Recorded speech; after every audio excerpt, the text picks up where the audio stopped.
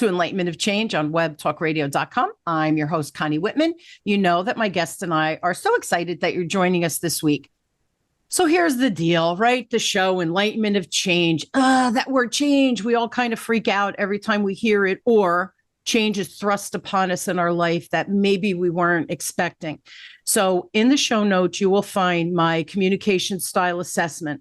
Here's what I've learned in my decades of living. Communication is usually a core skill that we need to develop to be able to navigate whatever change is going on with grace and ease. So again, the link's in the show notes. You're going to get 2 reports. The first report just spotlights your natural communication superpowers. It's how your message naturally lands without you thinking about it. Flip side, and this to me is the most important, or the more important report, is your lowest score, which is typically when you're communicating with people 180 degrees differently than you. How is your message landing there? Kind of important to understand it. So again, links in the show notes, my gift to you. And I hope it helps you navigate whatever change you're dealing with a little bit easier and with a little bit more fun. Now, to set the stage for my guests and my conversation today, I chose a quote by Mike Krieger. And Mike says, focus on doing the right things instead of a bunch of things. So today we're going to shift gears a little bit, and I'm not going to talk about business and career. Instead, my guests and I, we're going to dig in and discuss what you need to know, calling all parents with this one, but what do we need to know to navigate the college admissions process successfully? Talk about a big life stage or a life change. That's a big one, both for kids and for parents. So as a parent who's been through the entire college experience, thank God it's behind me, I really, really wish I had known my guest a decade ago. Now, I hope that my parents who are constantly or feel like you're constantly fighting with your kids to get the college admission process done and make sure you do it correctly and do this and do that. Instead of fighting, I have an answer and a guest who I think is going to be the answer to your prayers. Her name, who is this amazing person I speak of? Her name is Karen Marks. Karen is the president and founder of North Star Admissions Consulting.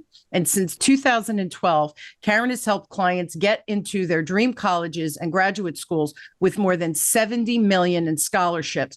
Before founding North Star, Karen served on Dartmouth's undergraduate admissions committee and was the Dartmouth Associate Director of Admissions at the Tuck School of Business. She's an attorney and a graduate of Cornell University. She knows her stuff. Please help me welcome my friend, Karen, to the show. So thanks, Karen. Thanks for being on. This is an important topic for all my parents listening. Thank you so much, Connie. I'm really excited to talk to you today. Yes, and I can't wait to hear your experience. Again, this is not for me today, guys. This is all for my parents listening. And the other thing too, Karen, is most of the people that follow and listen to the show, if they are parents, they're working parents. So you know, when you're working and then you're trying to do this other heavy lift, we don't know where to go and what resources to reach out to. So my first question is, why did you decide to start North Star, and how did you develop the qualifications, expertise, and the skills to do this? Like, did it happen from your previous career? Absolutely. So it's a little bit of a combination. In addition to the experience that you mentioned, I'm a parent too, and I have 3 kids of my own who have now also thankfully gone through the college admissions process. And so I, especially as my oldest, who's now in graduate school, was navigating this, I became acutely aware of how much of a need there is for people to have better information. This process does not need to be as stressful and upsetting as it sometimes can be. And I feel really strongly about trying to make sure that people feel empowered and comfortable, and that the family dynamic stays intact throughout all of it. Yeah, it's a fight. It is, because, the kids, they're playing sports. They have the demands, especially junior year with SAT and all that. And then you have to start writing essays, and it really was, I remember, a heavy lift. And I remember once they got into college, and that's another whole story financially, right? But getting into college, I thought, oh, thank goodness. And then when my little guy, now he's 25, he's going to be 25. But when he was going, I thought, oh no, we have to do this again. I could feel the angst and pain within me. So it's hard. Karen, this is a hard topic. So what made you start the business though? Was it because of your kids and your background? No, actually, it was because when I was working at Dartmouth, my favorite thing to do was to help applicants and students feel more comfortable and to feel more empowered throughout the whole process. And I realized that I could serve a need that way. And now I'm helping people get into their dream schools from the other side. Yeah, isn't that, can I tell you, it's rewarding because, we've been through it, but when you see the kids starting out, they don't realize the adventure is really just beginning.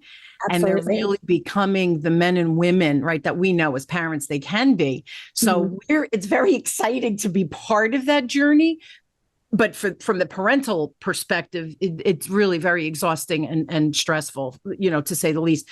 Of course. Yeah. Now with your process, and I'm going to ask you about that in a second, but you get the kids involved as well, right? It aids the parents, but it's about the kids. Am I understanding that correctly? Primarily about the kids. So, in terms of helping, I feel like I'm helping the parents equally in the sense that they never have to worry about not knowing what they don't know. They don't have to worry about being behind.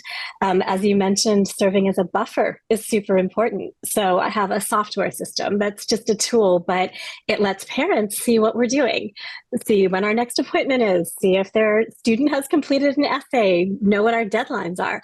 So at dinner, you don't have to say, hey, did you meet with your counselor today? Where are you with your essay? When are you? In addition to the fact that, of course, I communicate directly with the parents. So yes, absolutely. It's to make their lives easier, to serve as a buffer. But then I work directly with the students. That's the bulk of it. So very hands-on. I help them with every part of the process, from school list to figuring out who their recommenders should be. Of course, the application itself, as you mentioned, financial aid, scholarships, interviews. There's really so much to it, and I help with all of it.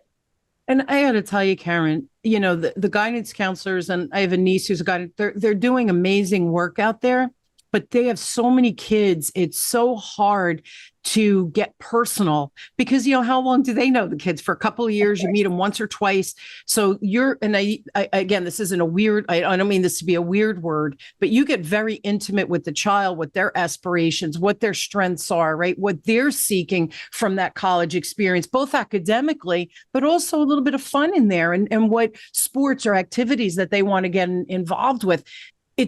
There's so much information that, and the kids do better than us because they're used to being on Google and looking for things, but it's still too much information that they don't understand making a decision today, what that ripple effect is for down the road, right? They don't have the cognitive ability in high school to know that. 100%, or the life experience. There's no way they can know.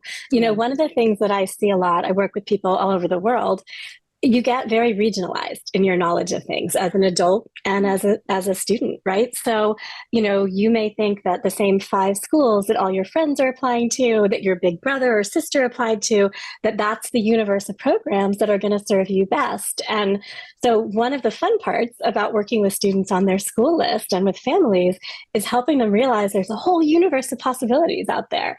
And as you mentioned, I get to know them well enough that I can really, really make sure that we're getting to the right fit where they're going to thrive on every level. And it's interesting because you're in the weeds with this stuff. So when a kid says, I want this academically, I want to do this from an activities perspective, and I want an artsy school or whatever, I bet immediately you have probably 10 schools that pop into your head with those criteria because you're doing it every day where parents and students aren't. So again, there's this layer of value just because you've been doing it for over a decade now. So here, and maybe you can use an example. You don't have to, but maybe you can use an example. What have your clients later on afterwards, what were the biggest advantages that they felt they got both from the student and the mom or dad, the family perspective, working with you versus, if they started doing it on their own? Like, what was some of the critical feedback that you got, again, from the students and mom and dads? I would like to see both sides if you can. Absolutely. And I always solicit feedback. I want to make sure it's a great experience for the families I'm working with. So it's really important to me to keep track of this. So I would say there are a couple of themes that I hear consistently from the parent side. Well, I guess from the students and the parents, results. I'm very fortunate that I've been doing this long enough that I'm able to help people get into schools that they're really excited about. There's never any guarantee. Anyone who says, I'm going to get your child into an Ivy League school, it's unethical, it's ridiculous. That worries me when I hear that. Yeah. That being said, I feel like I am adept at making sure that students are getting into schools that are aspirational and that are a great fit for them. So I hear time and again, sometimes it's the school they had in mind before, sometimes it's not, but very frequently I hear that people are super happy with the options they had and with the experience once they've gotten there. So that's sort of an outcome-oriented answer.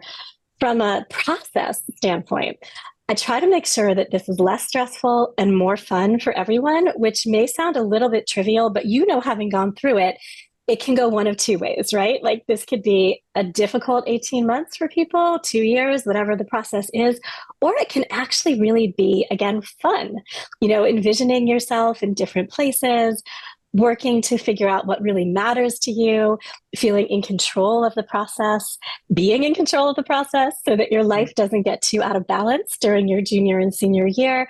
So I really help people not only feel empowered, but feel comfortable and in control and able to navigate this without that stress that we've all seen and heard about.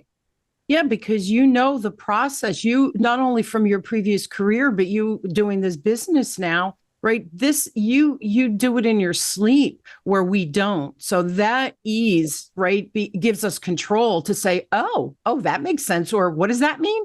So you have this logical resource that knows what they're doing. That's number one. Number two, I'm glad you started with the result, because at the end of the day, it's always about the result, right? Right. So you get the kids in the schools where they belong. It's funny when you said about the unethical. There was that movie, and all of those stars.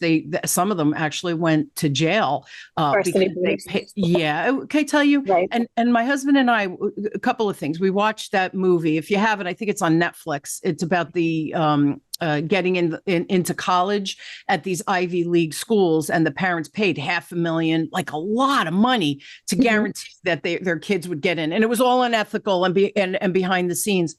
During that movie, they kept saying, Karen, he's a good salesperson. And every time they said that, I paused and I looked at my husband. I go, he's not a salesperson. He's a slime ball and he's a con artist. There's such a difference, but that they kept lumping, because my world is sales. Right. And I'm thinking, God, talk about giving a bad name.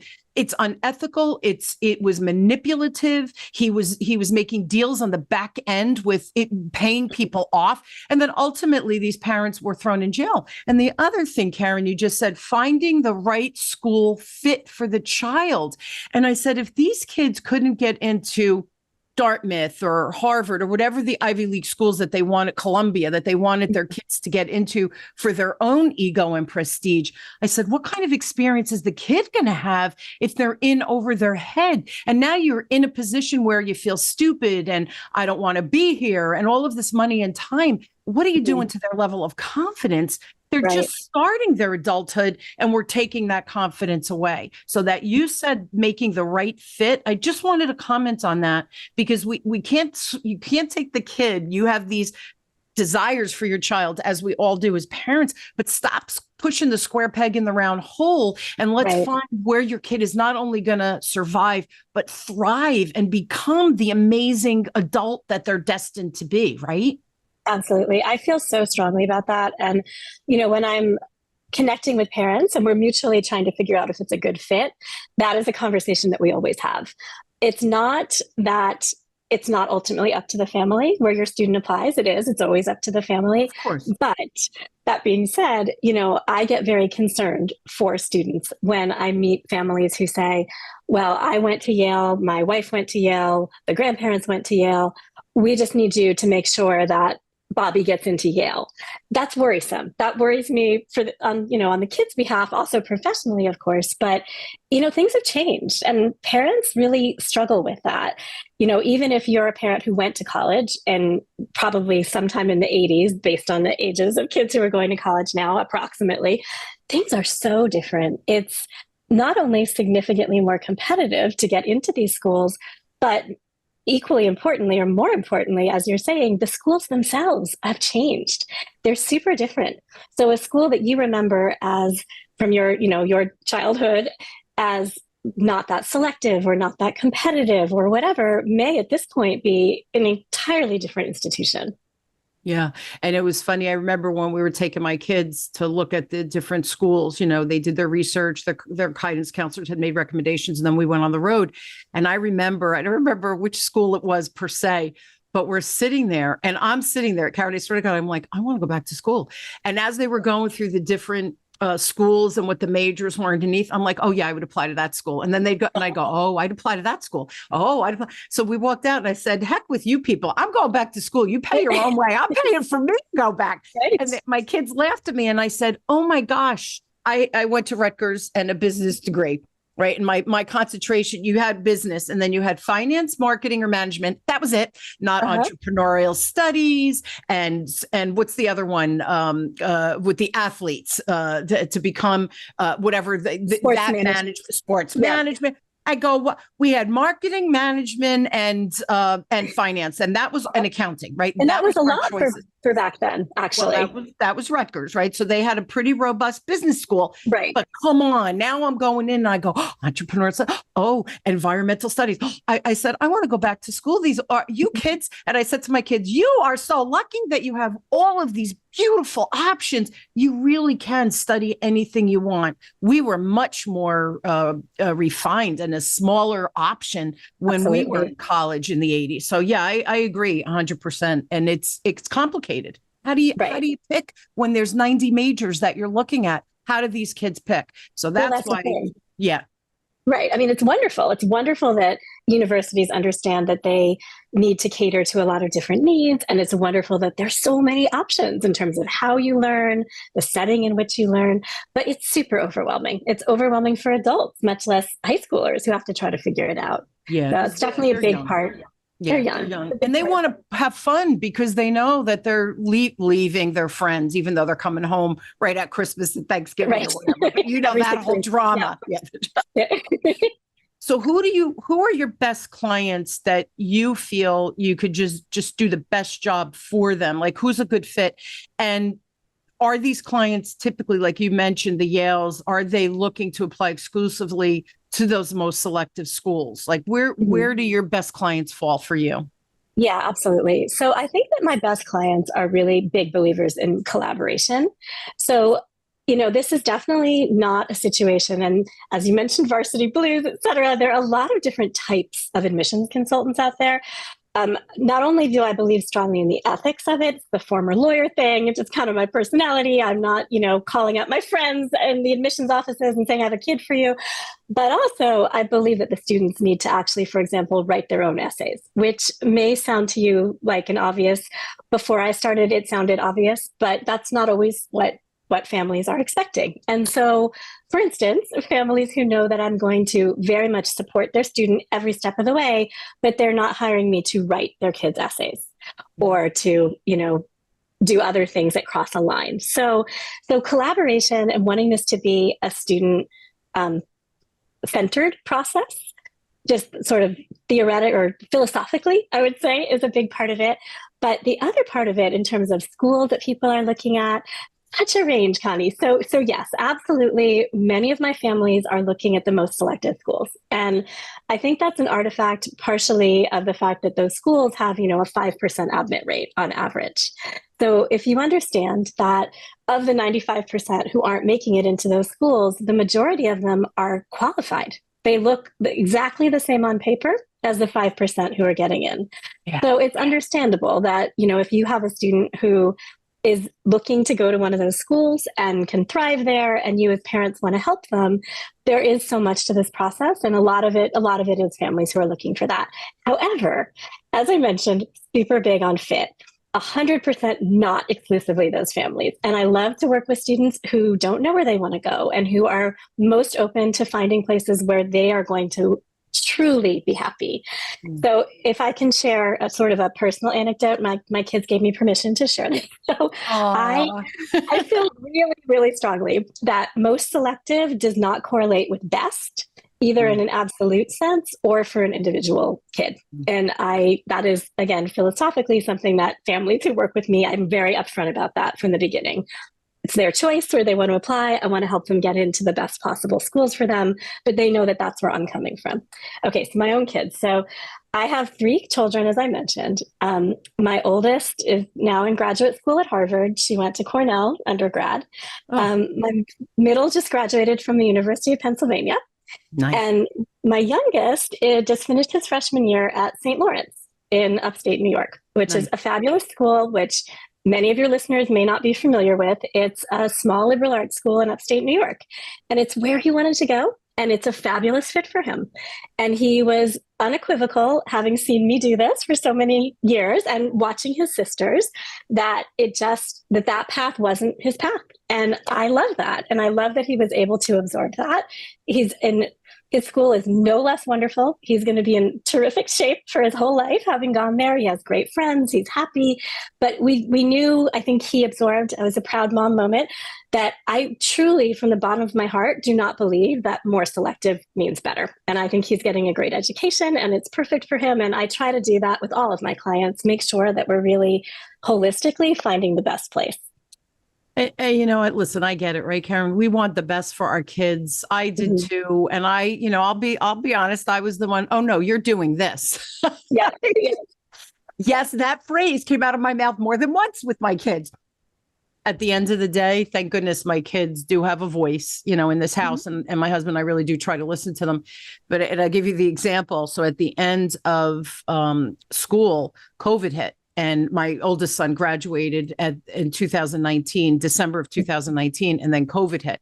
So he's looking for a job. So I said to him, oh, you're going to go for your MBA then. It's another year of school. I'll pay for it. You're going to go. The thought, and later on he shared this one. He didn't answer right away because I'm like, you're going to go, right? Like use your time wisely. This is the 60-something-year-old, not the 20-something-year-old. But he finally came to me and he said, I have to talk to you. I said, yeah, what's up? And he goes, every time I think about, because I agree with the time, and he understood, he heard me. And he said, but Mom, when I think about going back to school, I want to throw up. And I said, okay. And he said, and I know it's going to be hard to find a job. He said, my heart isn't in it. I don't want to go back to school right now. I'm not saying never, just right now. And as a parent, I'm thinking, but you're not going to get a job and you're going to be wasting time, right? All of the logical stuff. He was 20-something. The thought was going to make him vomit to go back to school. That's not okay. So us parents, like, I get it, guys, right? I'm the same. We want the best for them. But at what cost to their mental health and their physical health? And you see the suicide rate with kids going up exponentially. The amount of pressure I think we as parents put on them to take that step back. Karen, it's not always easy. And you know that as a mom as well. So having this outside resource like somebody like you, right, where the parent can trust and the kid could trust, and the kid could speak freely, that you're communicating and collaborating with all sides. I think that's such a needed resource because we do want the best, but at what cost? And I think we forget that because I know better. You do, but you're not that child. You're not that person. You're not the child. Does that make sense? It so makes sense. And, one of the things that I so appreciate about this job is that families let me into their lives. And I have the privilege of listening to them and working with their children and really getting to know them. And I also have the perspective that can be reassuring that not that linear path that looks so different for everybody and isn't the right one doesn't mean they're not going to be incredibly successful. They may need a gap year.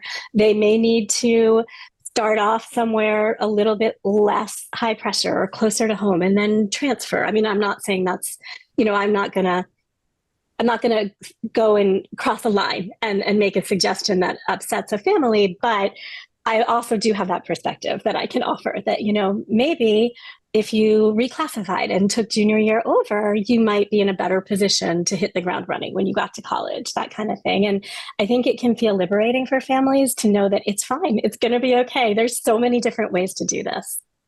And it's interesting because college is expensive. And my younger son, especially, the thought that we were paying for college, one day he called and he was a mess. And I said, what is going on? And he said, I'm studying and I need to get an A. And as soon as I need to get an A, I said, why do you need to get an A? Who told you that? He goes, I'm telling myself that. I said, why? He goes, because you're paying for college and it's my responsibility to get an A. But meanwhile, I knew he was sick. He was sick. He created irritable bowel syndrome, all of these things. So finally I said to him, dude, if you weren't studying, this would not be the conversation we're having. But I know you're studying because I know him. He's a diligent kid. Right. I said that you're creating illness in your body because you're fighting for an A because I'm paying for college. I'm going to tell you right now, get a C. Right. Right. The madness, dude. Right. But it's hard when we have to communicate, and that's not always easy. So sometimes having that third party helping with the navigation of communication, I think, is really a critical piece. Absolutely. Karen, is there anything that when you deal with your clients, what surprises the most with the application process and all of the work that goes on? Like, is there anything that they're like, say, what? Like, what is that? Like, were there any big surprises? I'm just curious. Yeah. So in terms of what I hear from clients, that's been surprising. Yeah. So I think, part of it we've touched upon already, just how different this process is, how much more competitive it is to get in, which is not meant to be discouraging. It's just factual, with the fact that there's now, say, the internet, which there wasn't, we were all applying. People can just hit a button and apply to so many more schools, which is what's driving these statistics. So take Northeastern, for example, fantastic school. It's always been a fantastic school. It was a little bit more under the radar previously. This last year, it had a 6% admit rate. So that's the type of thing that, in the 80s, getting into the University of Chicago or the University of Pennsylvania, you had about a 40 or 45% chance of getting into those schools. Now it's, bless you, now it's, sub 4% kind of thing. So it's just, I think that's often a shock to people, that they need to rethink kind of what the landscape looks like. Yeah. Also, as we mentioned, rethinking what some of these schools offer. So schools that might not have been a good fit or had the resources when we were going to college could be fantastic places now. So opening their mind to that is something. In terms of the logistics, though, bless you. So I think that people consistently underestimate how intricate this process is. So I'm deliberately not using the word hard or challenging or, because it really is manageable if you get in front of it and you are systematic about it. Yeah. That being said, there is so much to it. There's a strategy to all of it, which is not to say anything artificial. Like, I'm not one of those people who suggests that a kid join a club or start a business or do something that they don't want to do. Like, I don't have anyone do anything for college. It's super important to me that I help support what they want to do. So I'm not saying they shouldn't do anything, but if they're passionate about, pickleball and their parents want them to do debate, sometimes I can help the family think about a way to support pickleball as an interest so that the student is getting leadership experience and getting involved in the community and maybe raising money for a cause that's important to them through pickleball. So again, it's not that I'm saying they shouldn't do anything, but I think there's more thought that can go into it. In terms of the intricacy of it, though, so that's just a microcosm of trying to think about this. You have to really get deep enough with these essays, and with the whole process is another element that surprises people. So really having conversations about what matters, which is hard again for adults as well as students. But I ask about their friends. I learn about their value systems, what they do just to relax, how they learn best, how comfortable they are being away from home at this point in their lives with an eye towards the future. Are they vegan? Do they need to have a single room in a dorm? I mean, there's so much that goes into it. So being that thoughtful surprises people, really having those conversations beyond just sort of I like the football team. I think I want to study biology. They have biology. There are just so many variations on what that might look like. And then how long it takes, which, again, not to be alarmist or negative, but this, having gone through it as a mom, I think that people continually underestimate how long it takes to write the essays and to create the school list and to do the interview prep. And so it gets stressful, partially because people put it off and it's the night before things are due and they've missed the early decision deadlines, which is something I can talk about. I'm sure many families don't know what the different deadlines mean. And they've missed the time to sign up for an interview and they have an hour to write an essay that should have taken, much longer to be thoughtful about. And you said it's strategy. If we have a plan, and you have a timeline of it's a project management. That's what we're doing when the kids go to college. So if someone has the expertise and they know what the plan is, it's like, then sign me up, right? So because I don't know what I don't know, it goes back to the blind spots. Like I started the show, right? I always start, we have blind spots. So if you have someone who could shine a light on something you're just not naturally good at, why wouldn't you hire them? Because time is money. Right. And we're penny wise, dollar foolish. If I could spend money to get X done and it frees up my time so I could run my business, right, for these parents to work, or I can work the overtime I need to work so I can pay for the school. But by utilizing the right tools, I think we can expedite the situation and save time and money really over the long term. Last question. We're out of time, but this is an important one. What are some of the biggest mistakes that you see parents and students make before they throw in the towel and say, Karen, we need you? What are some of the big ones? Yeah, so I think we've touched on a lot of them. Sort of not having a family understanding about who is going to be running the process. How much are the parents going to help? How much of it's the student's responsibility? Often people come to me because there's a lot of conflict about how to get it done and a lot of anxiety on the parents' part that things aren't going to get done. So that would be a mistake that families are making. Understandable, of course, but a pretty common one. Being unrealistic about different aspects of the process. So being unrealistic about how competitive their student is or not, which is fine. Again, there are lots of great fits, but sometimes if parents are only focused on 10 most selective schools and their student is not in that, in the last minute, it can be hard to shift gears. So being unrealistic also about, again, how much depth it takes. Financial aid is a big one. Families often, I think, because it's a stressful thing to try to figure out, don't understand how to look for schools where they're eligible for merit aid, don't understand which merit aid is if your student is strong in the pool and the college wants or university wants them to come, they might offer them a scholarship without, any financial aid strings attached to it. They often don't understand that applying for financial aid, if you're not eligible for it, can hurt your students' chances of getting in. So, details like that, definitely sort of confusion about testing strategy. I think essentially, if I could sum that up, families don't know, like we keep saying, what they don't know. And then when you get in the weeds and you're really trying to execute good applications, they realize they have so many questions. There's so much misinformation. And there are definitely some things that I can offer that will make the process so much smoother for everybody. I'm telling you, Karen, we were teasing because her husband works for one of my clients, and that's how we met. Karen and I met, and I thought, oh, I needed this 10 years ago. You have to come on the show because, and Karen, before we started recording, she goes, oh, I'm so happy to be here. I said, this is such an important topic. And I know myself, like looking back, how stressful it was. And for me and for the kids, for sure. But just some of the things you even said now, I still don't know that. What you like, some of the things you said, I thought, oh, I didn't know that. And we were through the process already. Right. So could it have been an easier, better experience for my kids and for us? Probably, but I didn't know what I didn't know. Certainly didn't know you. And that's why when Jeff and I, Karen's husband, we were talking and I said, wait, that's what your wife does? She has to come on the show because how many working parents are like me? They're just 10 years behind and they're like, what do we do? And then what we do is we ask friends and all the FAFSA form.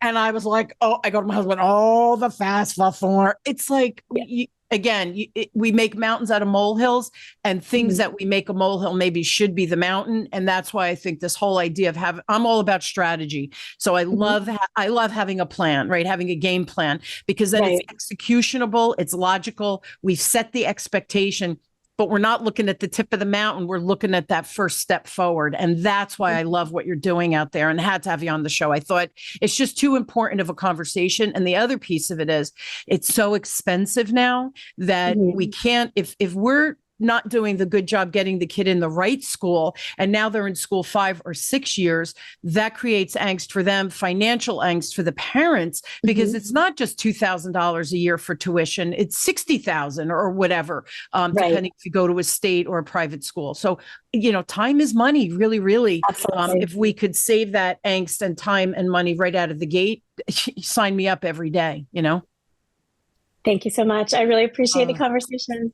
Oh, I love you, my friend. I hope everybody listening learned something today, even if they have a sister or a younger sibling that is going to go through this. Hopefully they could share the resource. So a couple of things, guys. Please go to Karen's website. It's northstaradmissions.com. That will be in the show notes. If you have a question specific for Karen to see, am I a fit? Is my kid a fit? Is this hopeless? Are we too late? Whatever your questions are, please email her directly. It's Karen at northstaradmissions.com. And you do have a free gift. We're going to put in the link in the show notes. Can you tell everybody what that is to get them started? Sure, absolutely. So it's just a sheet that gives you some guidance about mistakes that are easy to avoid, but really common in the process. I love it. Tips that keep you on from going off the rails. That's what we're talking about, right? Tips are always a beautiful thing. Karen, lovely meeting you. Lovely having you on. And I really hope my listeners enjoyed and at least have something to think about, even if their kid is a freshman. Last question. When's the best time to reach you? Freshman, sophomore, junior, senior year? When's the best time? The best time. So most of my clients, I shouldn't say most, it's evenly split. I love to work with people earlier in the process. So freshman year is great. Sophomore year is great. I can get to know them really organically. And then I'm a resource the whole way through for questions about classes and summer activities and testing and all that stuff. I'm also always happy to do the last minute triaging. So I even have some events this summer for people who are really last minute and want to get a good jump start on everything before they go back to school. So nice. I love it. That is great. Thank you again, my friend. Just truly a pleasure meeting you, but such valuable information. Again, I wish I had you 10 years ago. So I'm paying it forward because just the cost of college, we can't afford to make the mistakes or have the kid go to the wrong place. Again, the confidence, I think if we hurt our kids' confidence, nothing works. They could be in the best school ever, but we're hurting them, and it's not deliberate by any stretch of the imagination. So I think this collaboration just makes so much sense. So thank you again for being on. Yeah, sharing your zone of genius with us.